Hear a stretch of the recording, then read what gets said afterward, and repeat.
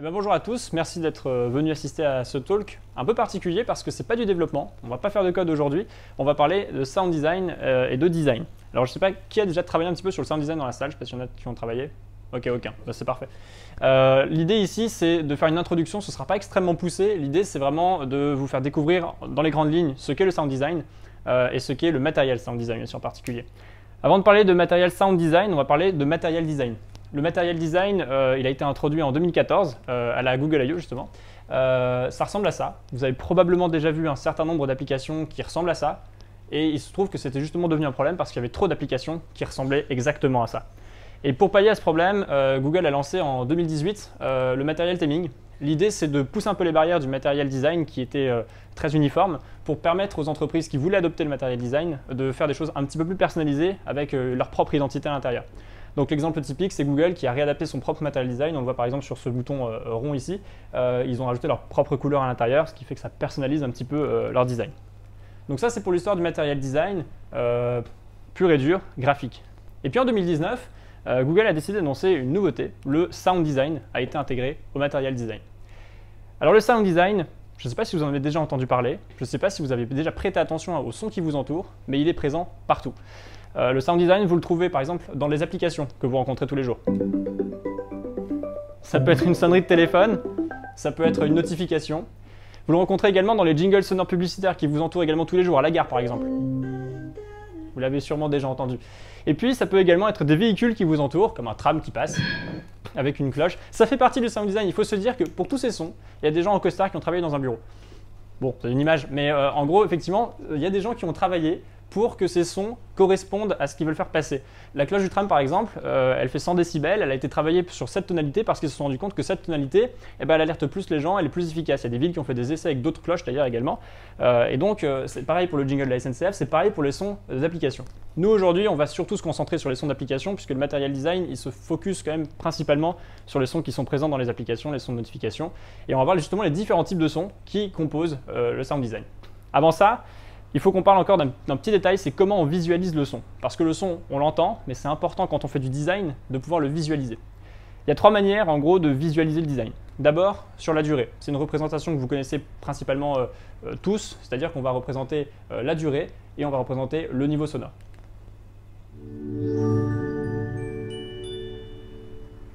Bon, ça bug un peu, on a une télé avec une trop grosse résolution. Mais en gros, ce qu'il faut imaginer, c'est que voilà, vous voyez la progression du son sur la durée. On va réécouter le même son maintenant, mais avec une représentation de fréquence. Donc là, ici, cette fois-ci, à la place de la durée, on a les fréquences. Ce qui est intéressant dans cette représentation-là, c'est qu'on voit le son qui se propage. Alors ça, c'est peut-être pas très bien vu, mais en gros, le son, alors je vais peut-être le rejouer, le son, il commence d'abord sur les fréquences basses, ici, et il va se propager sur les fréquences aiguës, sur les dernières notes. Alors malheureusement, ça ne se voit pas trop sur ce PowerPoint, parce qu'il lag un peu, mais voilà, il faut imaginer que le son se propage. Et ça, le fait que ce son se termine sur une fréquence plus élevée, c'est en fait un son qui va terminer une action. On verra plus tard, mais il y a des sons qui sont spécifiques à des actions. Et ça, typiquement, un son qui termine sur une fréquence plus élevée que là où elle a commencé, c'est un son qui vient terminer une action. La dernière manière de visualiser le son, c'est le timbre. Alors le timbre, c'est en gros ce qui permet de différencier deux mêmes notes sur deux instruments différents. Ça différencie un instrument sur la même note. Je me suis trompé au début. Ça différencie un instrument sur la même note. Donc par exemple, vous jouez un Do sur un piano et vous jouez un Do sur un violon, ça ne fait pas le même son, pourtant c'est la même note. Et ce qui différencie ça, en fait, c'est le timbre. Et donc là, justement, on va voir la représentation d'un timbre, d'abord très digital et qui va progressivement être acoustique. On va écouter le même son maintenant acoustique. Donc le deuxième son était beaucoup plus acoustique, était un peu plus orchestral, un peu plus complet. Ce qu'il faut savoir avec les sons qui sont de plus en plus acoustiques, c'est qu'ils sont également de plus en plus lourds et ils s'éloignent de plus en plus du material sound design, dont on va maintenant parler justement, puisque le material sound design s'inspire du material design qui est donc à la base issu du flat design lui-même. Qu'est-ce qui compose les différents types de sons du material sound design et du sound design en général? D'abord, vous avez les bruitages. Si ça passe, ça passe. Les bruitages qui composent une application, ça peut être par exemple un son de notification. Voilà, c'est un petit son de notification, on a été alerté, il s'est passé quelque chose. Ça peut être un validateur qui vient accompagner un changement d'état. Et ça peut également être un son qui va accompagner un mouvement dans une application, comme ici par exemple. Voilà, bon, ça bug un peu malheureusement, il faudra baisser la la résolution. Mais voilà, en gros, les différents types de bruitage, on va revenir là-dessus tout à l'heure parce que c'est sur ça dont on va principalement se focaliser dans ce talk. Il y a également la musique qui accompagne le sound design très régulièrement. Alors, pas dans une application, globalement, vous n'allez pas écouter de la musique fréquemment dans une application, mais ça fait partie du sound design, ça peut permettre de transmettre une émotion, ça sert dans la publicité également, donc ça sert vraiment à de multiples reprises. Et puis il y a également la voix. La voix, elle est primordiale et c'est ce qui fait que le sound design aussi aujourd'hui devient de plus en plus important. Vous avez probablement déjà tous utilisé une enceinte connectée ou probablement déjà entendu parler en tout cas des enceintes connectées sur lesquelles il n'y a pas d'écran et il y a très peu de boutons. La principale interaction que vous avez avec cet objet, c'est la voix et c'est uniquement de parler avec cet objet. Et donc il a fallu travailler le sound design parce que c'est devenu la priorité. C'est la seule chose que l'utilisateur voit en plus du produit, c'est le sound design. Il le voit et qu'il entend forcément. Donc c'est l'image du produit qui est renvoyée. Et donc la voix, bon j'ai mis juste un exemple, mais ça fait partie du sound design. Hi, how can I help today? C'est une interaction qu'on peut avoir avec la voix et qui est ajoutée grâce à la voix et uniquement grâce à la voix. Donc maintenant que vous avez vu les bases, donc on a vu ensemble les bases du sound design, on va parler un petit peu de comment on applique le sound design à l'interface utilisateur, parce que c'est quand même le but de ce talk.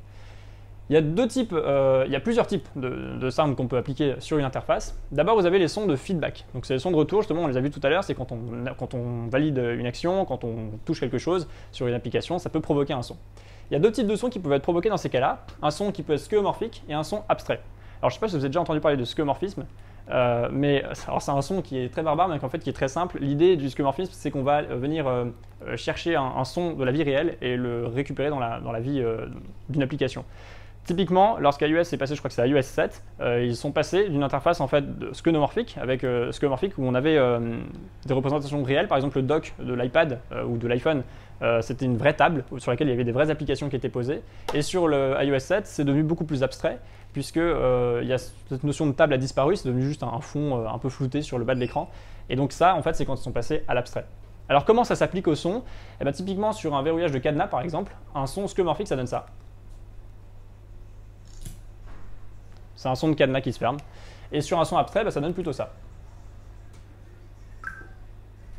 C'est un son qui est abstrait, qui ne représente pas un cadenas qui se ferme. Malgré tout, on s'y retrouve, on sait que c'est un cadenas qui se ferme avec l'interface. Donc ça, c'est un son qui est plus abstrait. Dans le son qu'on applique à l'interface utilisateur, il y a deux types. Quand vous avez des validateurs, il faut faire attention. Vous avez ce type de validateur. Je crois que c'est tout. C'est un validateur, on sait que quelque chose a été activé. On l'a vu tout à l'heure, on a commencé sur une fréquence basse, on a terminé sur une fréquence haute. Quelque chose a été activé, quelque chose a été terminé. On va écouter ce deuxième son, qui est à peu près similaire, mais pas totalement identique.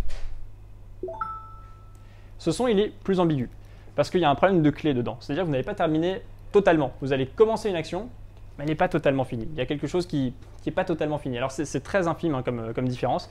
Ça fait partie du sound design, ça fait partie du métier de sound design. C'est quelque chose qui s'apprenne sur la durée. Moi-même, je ne les maîtrise pas.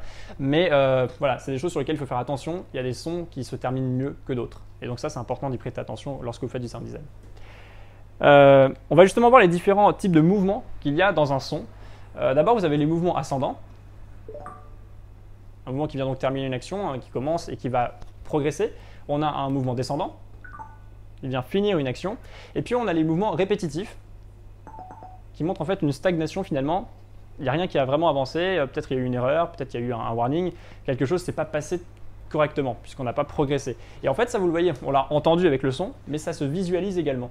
Et donc c'est là que le sound design devient intéressant, c'est parce que si on représente le son, on se rend compte qu'il dit beaucoup de choses finalement le son. Et on le voit avec ces mouvements justement ascendants et descendants et répétitifs, stagnatifs finalement. Il y a un autre type de son qu'on retrouve dans une application, ce sont les sons de décoration. Alors ces sons-là, ils servent un peu moins fréquemment, même beaucoup moins fréquemment. Ils viennent accompagner un changement de vue par exemple, un changement d'état, un mouvement d'émotion finalement de l'application. Alors ce sont des grands mots, mais par exemple on change de vue, on peut imaginer un son. Voilà, on a changé de vue, on a chargé une nouvelle page, on peut mettre un son. Mais attention, le silence c'est ultra important. Ça fait partie des bases du sound design, ça peut paraître un peu contre-intuitif, même une petite blague sur la diapo, mais le silence, c'est vraiment la base du sound design finalement. Si vous savez designer du silence, le reste, ce sera très simple. En fait, le silence doit être primordial dans une application. Le son, quand vous le rajoutez, il vient ajouter quelque chose à une action, il vient compléter une action graphique par exemple, mais en aucun cas, il doit sortir de nulle part, et en aucun cas, il doit être dépasser le graphisme. Il vient accompagner toujours quelque chose, sauf dans le cas d'une enceinte connectée bien sûr, mais quand on parle d'une application avec du graphisme, en aucun cas le son doit dépasser le graphisme. Il doit toujours être en retrait, l'accompagner, mais il ne doit pas être contre-intuitif et il ne doit pas venir briser les règles que l'utilisateur a réglées par exemple. Si l'utilisateur ne veut pas de bruit, il a mis son application en mode silencieux par exemple, sauf dans des cas très spécifiques, a priori, il faudra que votre application ne fasse pas de bruit. Et ça, il faut le prendre en compte aussi. Donc le silence, c'est ultra important. Maintenant que vous avez ça en tête, on peut continuer. On va parler maintenant des différents sons qui composent un système. Un système, ça peut être une application, ça peut aussi être un produit physique. Je pense par exemple au Google Home sur lequel vous allez régler votre volume. Lorsque vous réglez le volume, il y a un son. Ce son, c'est ce qu'on appelle un son primaire. C'est un son qui est joué très fréquemment, qui représente la personnalité même du produit. C'est un son, par exemple, aussi, lorsque vous tapez sur votre clavier et que vous activez le son, c'est un son primaire. C'est un son qui est vraiment joué très régulièrement. De même, lorsque vous allez cocher par exemple des choses sur une liste, dans une application de tâches par exemple, ça peut donner ça.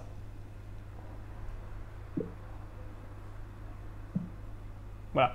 Typiquement, c'est très subtil. C'est un son qui est généralement très étouffé, qui est très peu présent, mais qui vient accompagner une action. Vous avez également les sons secondaires. Alors pardon, il y a encore ça, excusez-moi. Sur par exemple, là, un autre exemple sur justement un pavé numérique. On va écouter donc ces sons étouffés justement, appliqués sur un pavé numérique, ça donne ça. C'est discret. Imaginez maintenant qu'on mette un son avec un timbre un petit peu plus acoustique et regardez ce que ça donne. C'est pas très agréable. Il faut faire attention. On a sans doute tous déjà rencontré des machines qui font des bips à chaque fois qu'on appuie sur un bouton. Ça devient très vite agaçant. Et en fait, c'est juste ça que je vais vous montrer là-dedans, c'est que faites attention quand vous utilisez des sons dans des sons primaires, ça doit être des sons avec un timbre beaucoup plus digital et un timbre beaucoup plus étouffé. C'est très important. On va donc pouvoir parler des sons secondaires. Les sons secondaires sont des sons qui sont joués un petit peu moins fréquemment, qui sont tout aussi importants dans la vie de votre application, dans la vie de votre logiciel, mais qui effectivement sont joués moins fréquemment. Ça peut être par exemple un son de rafraîchissement. Donc ces sons, ils expriment également une personnalité dans votre application, ils sont également importants, mais ils sont joués moins souvent, donc vous pouvez avoir des sons peut-être un peu plus longs, avec une sonorité peut-être un peu plus, avec un timbre un peu plus acoustique par exemple, vous pouvez vous le permettre. Maintenant qu'on a vu les principaux types de sons qui composent ces nouvelles guidelines de Material Sound Design, je vous propose qu'on voit quelques astuces et quelques erreurs à ne pas faire. Déjà, on va parler de la dynamique. Vous allez voir comment on peut changer un son juste en changeant sa dynamique. Le premier son, il a une dynamique qui est assez importante, c'est-à-dire qu'on va le voir ici, il commence avec un son assez doux et ensuite il est beaucoup plus fort sur la deuxième partie. On va l'écouter, ce sera plus simple. Voilà, il paraît assez calme, il nous apporte une information. On va écouter le même son mais avec une dynamique beaucoup plus écrasée. Ce son-là, il est déjà beaucoup plus alertant. Quand on l'entend, on se dit tiens, là il y a quelque chose qui ne va pas. Si on réécoute le premier son, je vais vous le remettre. C'est un son qui peut se retrouver dans une application. Ici, on a une dynamique qui est par contre beaucoup plus moins importante finalement. Et ça peut heurter un petit peu plus l'oreille déjà. C'est subtil, hein, mais c'est des petites astuces que si vous appliquez ces astuces au son que vous mettez dans votre interface, ça peut changer, c'est subtil, mais ça peut changer votre interface. Autre petite astuce, c'est concernant l'enveloppe du son. Alors, je ne vais pas m'attarder trop dans les détails de l'enveloppe du son parce que c'est assez complexe qui compose l'enveloppe, mais en gros, il y a deux éléments principaux. Il y a l'attaque et ce qu'on appelle le decay, qui est en fait la diminution après l'attaque. L'attaque, c'est ce qui en fait définit la durée entre laquelle votre son a sa plus faible amplitude et elle atteint sa plus importante amplitude. Ici, par exemple, on a une attaque qui est assez faible. Et ici, on a une attaque assez importante. Donc on a effectivement, on commence tout de suite avec un son élevé. On a quasiment 0 millisecondes entre 0 et le maximum. Et donc c'est un son qui est beaucoup plus énergique. Il y a également le délai, que vous allez, donc la diminution, le decay comme ça s'appelle, que vous allez pouvoir ajouter à votre son. Et donc c'est en fait l'inverse, c'est le temps que va mettre votre son à revenir à 0 après son amplitude maximale. Donc là ici par exemple on a un decay très faible. Et on a à peu près le même son mais avec un decay beaucoup plus élevé. Et ce que vous pouvez apercevoir, ce que vous pouvez vous rendre compte avec ces deux types de sons juste là en bas, c'est que vous avez la possibilité d'accélérer ou de ralentir votre interface juste avec du son. On va réécouter ça. Imaginez que ce soit un son lorsque vous validez par exemple une action et que vous entendez ça. On se dit ok, mon action est validée. Maintenant on va remettre le même son et on va revalider la même action. Ok, mon action est validée. Vous vous rendez compte, on a ralenti une interaction juste à cause du son. Donc faites très attention quand vous jouez avec les délais du son, avec l'attaque du son. Ça peut changer complètement la perception que votre utilisateur va avoir de la vitesse et de la performance de votre application. C'est là que le son est vraiment ultra important. Autre petite astuce concernant la relation du son. On l'a vu tout à l'heure, on va rentrer un petit peu plus dans le détail. Si vous activez une fonctionnalité par exemple et qu'elle se désactive, elle va probablement terminer sur la même note. On va avoir une avancée et un recul. C'est assez simple, c'est intuitif, on se dit ok, j'ai activé, j'ai désactivé. On va voir maintenant ce que ça donne si ce n'est pas le cas. On va avancer et on va reculer, mais pas totalement au point de départ. C'est ce que je vous disais tout à l'heure, c'est très important d'avoir des relations qui aient un sens dans votre son. Parce que là, on a désactivé le son, mais pas complètement, intuitivement. Après, forcément, c'est très subtil, mais ça peut faire toute la différence dans une application. Ça montre le niveau de détail que vous apportez à votre application. Et puis bon, encore pire, on peut activer une fonctionnalité, et après, quand on la désactive, on continue à avancer. Ça n'a plus de sens. Là, l'utilisateur est complètement perdu à ce niveau-là. Donc faites également attention, dans la relation que vous apportez à vos sons, ils ont une importance assez élevée dans votre application pour qu'elle ait une relation logique. Encore une astuce, c'est concernant les sons que vous allez répéter fréquemment. Il y a beaucoup de sons dans une application qui sont répétés très souvent. Ça peut être des sons de swipe par exemple, ça peut être des sons de toucher justement sur un clavier. Il y a une astuce assez pratique. Si vous ne voulez pas lasser vos utilisateurs de vos sons, vous pouvez appliquer une légère différenciation entre chaque son. Par exemple, proposer 4 sons différents pour le même toucher. On va voir ce que ça donne sur un swipe par exemple. On a entendu 4 sons différents sur 4 swipes. Ça permet de ne pas lasser l'utilisateur. Ça permet de faire croire que c'est beaucoup plus naturel. Parce que par exemple, si moi je touche cette table une fois, une deuxième fois, une troisième fois, une quatrième fois, ça fait à peu près le même son, mais pas exactement le même. Naturellement, vous n'allez jamais avoir 2 fois exactement le même son. Vous pouvez reproduire ce côté naturel dans l'application. Ça fait partie des guidelines du Material Sound Design. N'hésitez pas, lorsque vous avez des sons qui se répètent fréquemment sur une courte période, de mettre des nuances dans ces différents sons. On peut écouter la même chose sur un son de toucher par exemple. On a eu 3 sons un petit peu différents et qui permettent d'avoir une animation un petit peu moins statique et d'apporter un côté naturel à votre application. Il y a un dernier point ultra important dans le sound design, on vous a déjà parlé de compression. Faites attention sur la compression. Je sais que dans une application, généralement vous avez un problème de place, il faut que l'application soit la plus légère possible, il faut qu'elle puisse se télécharger sur tous les types de téléphones, mais il ne faut pas trop compresser non plus. On va écouter d'abord un son qui n'est pas compressé et ensuite un son qui est trop compressé. Et maintenant un son qui est trop compressé, ça devient vite très désagréable. Alors évidemment c'est un cas extrême, je pense que dans la vie de tous les jours vous n'allez pas compresser autant un son, mais prêtez une attention particulière à la compression parce que ça coupe les fréquences aiguës comme on l'a entendu ici et ça donne un aspect très cheap à votre son. Et comme on l'a vu, le son accompagne votre application et l'identité qu'elle porte. Donc si votre son est cheap, vous allez vous retrouver avec une application qui est cheap. Même si le design graphique est bon, vous risquez de dégrader l'expérience utilisateur juste parce que vous n'avez pas prêté une attention au format du son et à la compression que vous appliquez. Donc voilà qui termine un petit peu ce talk. Alors c'est un talk qui est assez rapide. L'idée c'était vraiment de faire le tour des guidelines du Material Design. Il y a plein d'astuces qui sont disponibles sur le site material.io qui est le site du Material Design. Alors tous les exemples par exemple que je vous ai montrés ils viennent de ce site. Il y a d'autres exemples qui sont également disponibles. Il y a des ressources qui sont également disponibles sur ce site, des sons d'exemples que vous pouvez utiliser dans vos applications qui sont en licence libre, en Creative Commons. Donc n'hésitez pas à les utiliser dans vos applications. Et n'hésitez pas à aller voir ces guidelines si ça vous intéresse d'en savoir un petit peu plus sur comment appliquer le Material Design à votre application. Merci à vous et si vous avez des questions, je suis à votre disposition.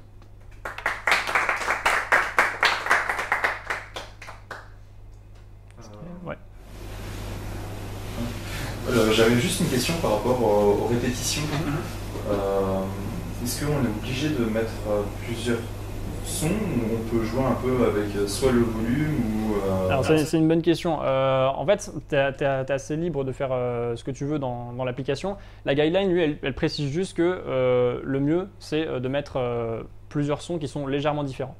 Maintenant, ça peut effectivement, tu peux jouer sur justement le decay, tu peux jouer sur l'attaque du son et ça peut créer une légère différence. Après, ça reste à toi de voir si tu veux créer 4 sons différents qui se chargent de 4 fichiers différents ou si tu veux un seul fichier sur lequel tu appliques des effets derrière. Ça, c'est une histoire de performance et de la manière dont tu veux coder ton application qui va rentrer en jeu. J'ai le sentiment en fait que dans la présentation, c'est surtout pour l'application mobile, intuitivement, et la partie desktop, comment… Alors c'est comme le Material Design. Le Material Design peut être appliqué au desktop. Au début, quand il a été créé en 2014, c'était très ciblé mobile. Aujourd'hui, on voit qu'il y a du Material Design qui essaye d'émerger un peu sur le web, assez peu. Après, c'est une question de goût. Le matériel design à la base a effectivement été designé pour le mobile. Maintenant, le matériel sound design, a priori, il peut être appliqué à plus d'interfaces. Maintenant, ce qu'il faut savoir, c'est que sur le web, généralement, on trouve assez peu de sons dans des interactions parce que les utilisateurs n'en ont pas l'habitude. Donc, je ne suis pas sûr que ce soit une très bonne idée d'appliquer énormément de sons sur une interface web. Après, si c'est une web app, pourquoi pas. Mais juste sur un site web classique, généralement, il y a assez peu de sons qui sont joués dans les interactions. Et la partie vibreur? La partie vibreur, elle n'est pas traitée dans les guidelines. C'est assez intéressant, effectivement. Je pense que ça fait partie des réglages d'utilisateurs auxquels on n'a pas trop accès et on ne peut pas trop jouer avec. Enfin, on peut faire des choses avec le vibreur, mais il n'y a pas de spécifications en tout cas qui sont notées dans les guidelines. Ok, merci. Merci.